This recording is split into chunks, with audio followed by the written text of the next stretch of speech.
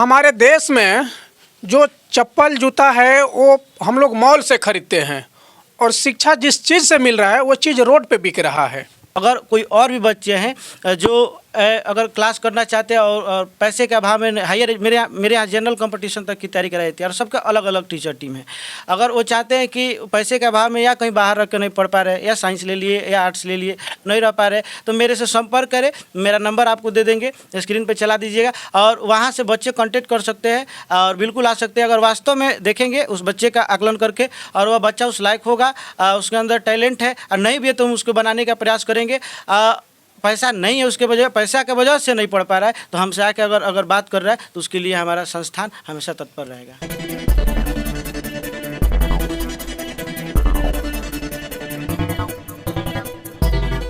अभी हम बगहा के नीरज स्टडी सेंटर में हैं और यहाँ पे आज 5 जनवरी से संघर्ष बैच चालू हुआ।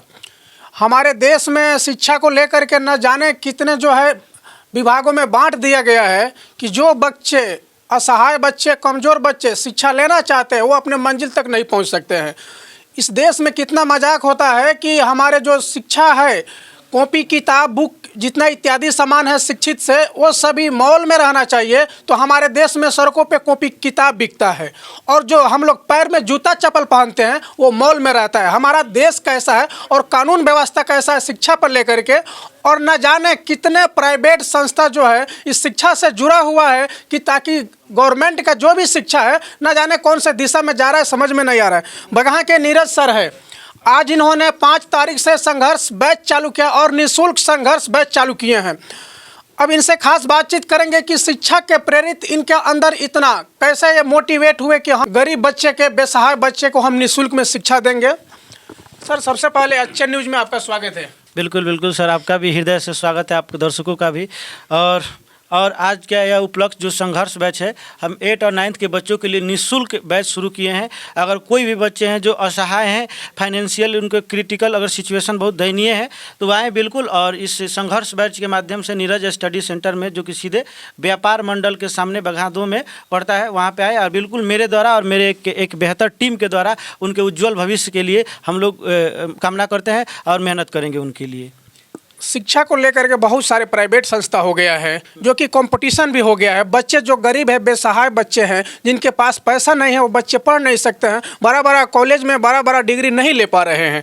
लेकिन आपके अंदर ऐसा मोटिवेट क्या मिला कि आप जो है कि निःशुल्क और संघर्ष बैच चालू कर दिए? सर, मेरे अंदर यह जो मोटिवेशन मिला था कि जब एक बात ही हमने वहाँ पे ही बताया, समारोह में ही बताया कि मेरे पास पापा जी के पास 300 रुपया नहीं हो पा रहा था कि हम उस 300 रुपया हो पाए ताकि हम जाके अच्छे कोचिंग संस्थान में जाकर एक एडमिशन कर पाए और अच्छे से पढ़ पाए। और गांव में ही पढ़ते थे 100 रुपया महीना देकर, लेकिन 300 रुपया इकट्ठा नहीं होने की वजह से कि हम जाकर अच्छे कोचिंग में पढ़ पाए। लेकिन उसी समय हम मन में ठान लेते कि अगर उस लायक ईश्वर हमको बनाए तो अगर हो जाए भविष्य में तो हमसे जो भी हो पाएगा बच्चों के लिए निःशुल्क, जिनके पास फाइनेंशियली या क्रिटिकल सिचुएशन है उनके लिए हम मदद करेंगे। और ईश्वर ने आज मुझे वह चीज़ें दी और क्यों ना तब हम उस चीज़ को, वहीं से हमारी प्रेरणा मिली कि हम इस चीज़ को आगे बढ़ाएं। और जो बच्चे वैसे बच्चे हैं, क्योंकि हम भी एक मिडिल क्लास फैमिली से, गरीब फैमिली से बिलोंग करते हैं और एक पढ़ाई के लिए 10-10 1-1 रुपया मायने रखता था हमारे लिए कि 5 रुपये का कलम खरीदना होता है, कैसे खरीदेंगे, मम्मी से मांगने में लाज लगता था।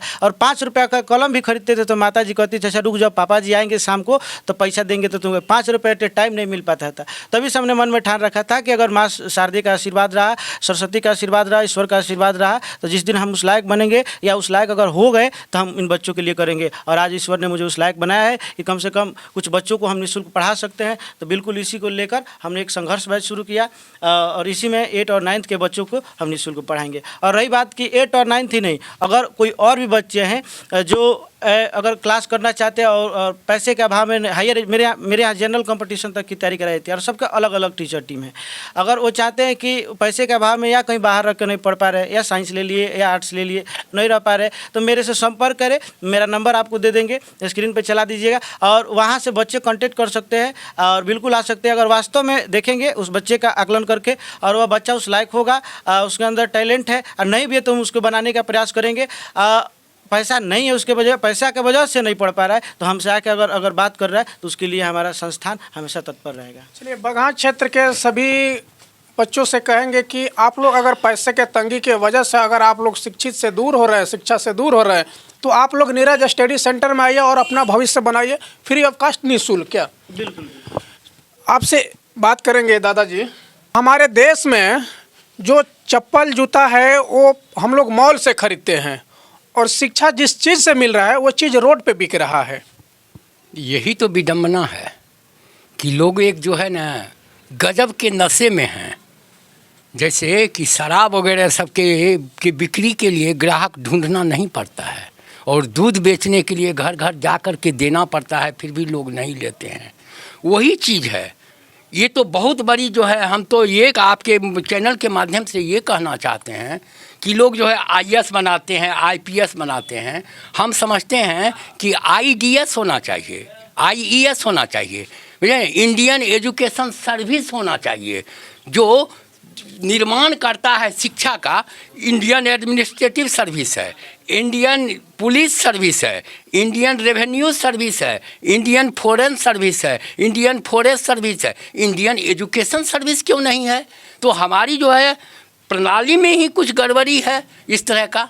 हमसे सबसे पहले अगर किसी भी देश का रीढ़ अगर है तो वह शिक्षा है और शिक्षा पर ध्यान देना चाहिए। शिक्षा को ये लोग जो है ना ऑप्शनल लेके चल रहे हैं, शिक्षा पर किसी का ध्यान नहीं है, कॉरम पूरा हो रहा है।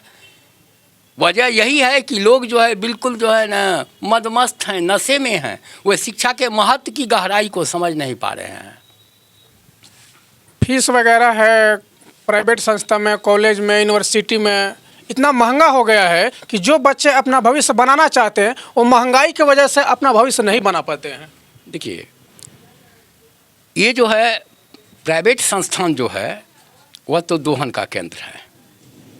वह जो है किताब के नाम पे, कॉपी के नाम पे, ड्रेस के नाम पे, टूर के नाम पे, सांस्कृतिक कार्यक्रम के नाम पे, गतिविधि सरस्वती पूजा के नाम पे, हर नाम पे। और समाज में बोले ना आपको, समाज एक अलग नशा में है। नहीं भी क्षमता अगर है तो लोगों की एक परंपरा है, फलाने का बेटा फलाने प्राइवेट स्कूल में पढ़ता है तो मेरा भी बेटा प्राइवेट स्कूल में पढ़ता है। लेकिन हकीकत यही है, प्राइवेट पढ़ने वाले को न शुद्ध से हिंदी आ पाता है, न शुद्ध से अंग्रेजी आ पाता है, और जब इंटर के बाद फिर आया हिंदी मीडियम में तो वो जो है कहीं का नहीं रहता है। हम तो अंग्रेजी मीडियम से पढ़े, हमको हिंदी बुझाता ही नहीं है। तो ये तो दुर्गति है शिक्षा का, ये बहुत बड़ा डिलेमा, इल्यूजन, भ्रमजाल और माया है शिक्षा का। बिहार में सबसे ज़्यादा गरीब के बच्चे शिक्षित से वंचित हो रहे हैं कि हमारे बिहार में अगर प्राइवेट संस्था है और सरकारी संस्था है तो अगर कंपेयर किया जाए तो प्राइवेट कितना आगे निकल गया और सरकारी संस्था गरीबों के लिए नीचे छोड़ दिया गया है ना। बात सही है। एक मिनट, उसके अलावा अगर हमारे बिहार में जितने सांसद, विधायक, एमपी, एमएलए, मंत्री वगैरह जितने लोग पॉलिटिक्स में है और जितने लोग सरकारी में जो नौकरी करते हैं, जो अधिकारी लोग हैं, अगर शायद उन लोग के बच्चे बच्चियां सरकारी स्कूल में पढ़ने लगे तब हमारे बिहार का सरकारी शिक्षा जो है सुधार हो पाएगा। देखिए, यहाँ पे जो है ना एक संदेश दिया जाता है, तुम ये काम करो हम नहीं करेंगे। पंडित जी लोग कहेंगे कि तुम जो है भंटा का जो है सब्जी मत खाओ, उससे पाप होता है, लेकिन अपने खाएंगे। यहाँ जो है ढेर जो है स्लोगन, ढेर नारा जो है ना यहाँ के पदाधिकारी और यहाँ के जो है ब्यूरोक्रेसी जो है वो देंगे कि बच्चे को जो है सरकारी स्कूल में पढ़ाइए। कई गो जो है सरकारी शिक्षक का भी बेटा जो है ना सरकारी स्कूल में पढ़ता है, वो प्राइवेट स्कूल में भेजता है, जबकि अपने वो ग्रेजुएट, पोस्ट ग्रेजुएट होते हैं और सरकारी स्कूल में मैट्रिक इंटर पास किया हुआ वो अप्रशिक्षित शिक्षक के हवाले अपने जो है भविष्य को कर देता है। आखिर इसका जो है ना बुनियादी कारण को ढूंढिए, बुनियादी कारण को जानिए कि आखिर क्यों वेतन भी उन लोगों को ज़्यादा है, सुविधा भी ज़्यादा है। प्राइवेट में जो है ना सुविधा भी नहीं है, शिक्षक का वेतन भी कम है, लेकिन शिक्षक को जो है ना बंधवा मजदूर की तरह जो है रगड़ के घींच के। और ये एक शिक्षा है, आज समझ की शिक्षा नहीं है, रटंत शिक्षा है। एक विद्यार्थी को कहिए ये क्वेश्चन याद किए हो, रट करके सुना देगा, इसका क्या हिंदी हुआ गोल। ये तो है शिक्षा प्रणाली हम लोगों के यहाँ की। चलिए, हम लोग का प्रयास बगहा नीरज स्टडी सेंटर से कैसा लगा आप लोग कमेंट करके बता सकते हैं। जय हिंद, जय भारत।